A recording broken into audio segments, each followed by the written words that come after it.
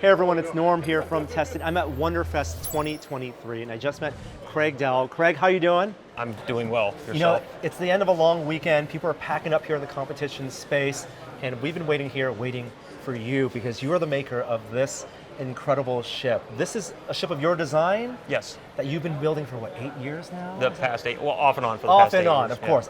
You called it a work in progress. Yes. Wow. I'll be honest, Craig, it's one of the most beautiful ships I've seen this entire weekend in terms of not just the uniqueness of the design, the crispness and fineness of the details, and the lighting and the interiors. It really is the complete package. I appreciate that. Tell me your journey starting to make this. Like, how did you get started 8 years ago?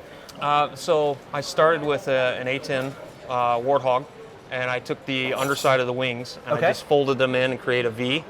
That started, the whole thing started right here from this V down here at the bottom. That V shape. Yep. All right. And then I just started adding kits to it.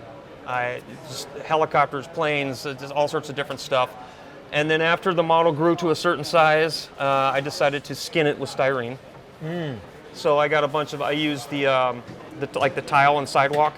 So I could snap it and it would keep the straight edges that I wanted. Yep. And so I layered it with that. And I tried a whole bunch of different variations over the years. Again, I have a full-time job and 3 kids, so I can't focus all my time, effort, and energy on this.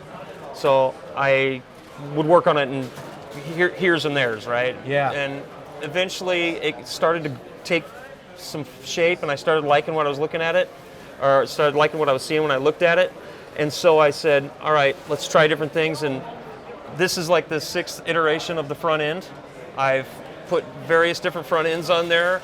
And I wanted something that could still like rotate. Oh, wow, I didn't even know. And these would be like escape modules or whatever. And this right here, this yellow box was put here because it's a tribute to one of my favorite video games, Borderlands. Oh, yeah, yeah. So this is like one of the ammo, the little ammo boxes in the box. And then, so yeah, I wanted something, I didn't want, like a lot of the spaceships I've seen, they have guns. It's all guns, shoot, shoot, shoot, shoot, right? And there's all sorts of armament on it. I wanted a maintenance ship, I wanted a utility ship. So that's why it's called the Auxiliator, because in Latin that means helper. It's a maintenance ship. This is like a belly crane, and this can just, right? It just it rotates there are aspects around. Of it, like right here, that you've done some world building of like how would this service? How could it realistically work, right? Yeah. And so this is like a just a modification of maybe like some sort of Canada arm or something like something that could reach out and touch something and work on ships. Same with this. This would. I've screwed it in so it can't move right now because just for the display I didn't want it to get bumped. But this basically would slide back and forth on the neck, and then this piece can rotate all the way around that circle. Yeah. And there's a little guy in there. An operator, right? Yeah, the little guy can come out here and like do stuff, work on a ship or whatever. I was struggling with the radar on the top, and so I decided. I looked at the little, if you've seen on the Mars rover, it's got the little hexagonal sort of. I'm like, well, let's just kind of add a few more on there and give it some shape. Yeah. And then as things took form, I had like, this is a door that can like come in front here and be lifted off. I mean, I was just trying to think of it from a utilitarian point of view and from a what would a maintenance ship look like? I know in space you're not going to have all this orange, but I did that to give it just a little more color to bring the eye to it. What do you think? I love it. I love it so much. I love the exposed paneling. There's a real depth to it. Every opening interior space, which you've lit, I love, you have different color tones of white balance, which tells like what could this be used for, what could that be used for. Yeah. Behind, you have the doors and the panels that open with full decked out interiors for scale. And your panel line work here is just so clean. I see tiny decals that you've put in there. Oh, tell me about the build of these interior spaces. So, I mean, they're all modules that pop out. If I just lifted this up, this whole neck from here over just pops out and slides out. These pieces would come out. Yeah. And then inside, I've got little modules. This is a separate module, this one, and then the one in the back, and I can just I can take them out to work on them, do all the detail stuff that I need to do, and slide it back in. And they made up with magnets. So one magnet's positive, one magnet's negative, so they just click in there. Yeah.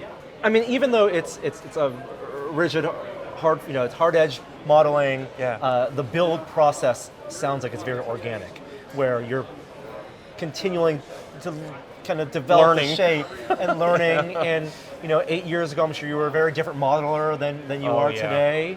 What's been your favorite thing that you had to learn to make this? So it's really been my daughter and her inspiration.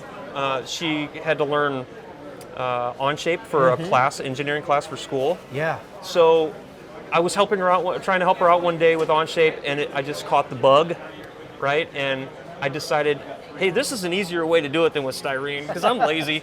So I'm like, I'm just going to model the parts in Onshape and print them out on a 3D printer and just throw it on there. So 3D printed, 3D printed, 3D printed, 3D printed. I mean, the box, these antennas, a lot of this, there's a lot of this that's 3D printed. This door, the thrusters in the back. Still, most of the model is styrene, but there's a lot of 3D printing, and then a lot of stuff is held on by like magnets. Oh, just panels sliding on. Yeah, right I can there. just put Very the panel on, thin take it magnet. off. Yeah. Yep. But yeah, it's been a great learning experience for me, and I'm already looking ahead to my next model.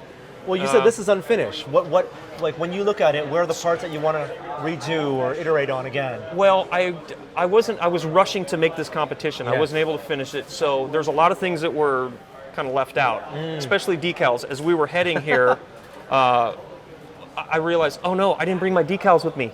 You wanted There to were be a bunch of decals I wanted to on. put on, and I forgot because it's just the anxiety and the stress of the competition, because it's the first competition I've ever been in, so I didn't know exactly what to expect. And so I still have a lot of decaling to do once this is done. And then it's essentially made, you see it's recessed, it's made to stick into a wall. This display, also incredibly striking. So thoughtful in the way that you've lit it to let the lights on the ship really shine. Yeah. Did you all build this yourself as well? So this is Hobby Lobby, the outer frame, but the recessed portion, that's XPS foam. Yes. Yep. And then I took that, what's that? It blocks 99.7% of light, that black paint from Japan. I can't think of what it's called, but that's what I sprayed on here. And I messed it up because I used black spray paint from the store, ruined it, so I had to order the good stuff from Japan. Yeah. And you can still see the light on it, but it's a lot better. Yeah. But yeah, that's the whole point, I wanted to put it, because I saw these other ships and you can't really see them in their element. I want to put it in something that resembles where it lives. It lives in space, right? So I wanted it to feel more like it's floating in space. And it has this futuristic look where you're looking at this framed window as if like a spaceport or something, and you're looking at this kind of in the blackness space. You don't see how it's mounted. That's all hidden behind the frame. It looks kind of like a 3D painting, is what someone said. It totally does. Yeah, with the closer you go, the more detail I see you put in. Just an incredible achievement. Thank you. Wow. Craig, you described the process to me off camera as a messy process. Yes. And I know it must feel that way, but I think people out there should know, like, even if a project takes you 8 years, the journey must be so rewarding.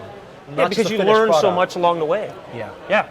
It's really, the whole Spaceship for me is a learning experience. It marks, hey, I started here, I arrived here, I've gained so much knowledge when it comes to hard edge model making. I feel like I'm ready for the next big challenge. The next, maybe not 8 years worth of a project? No, definitely not. It'd be a lot quicker than that. So. Yeah, and you've built a world, a universe in your mind where this can live. And Yep. And maybe other ships from that universe. Imagining myself like in the ship and working on it. That is so much the fun of it. Oh, it's such a pleasure to meet you. Thank you so much for your time. Thank you, Norm. Congratulations on this. Thank you, appreciate it.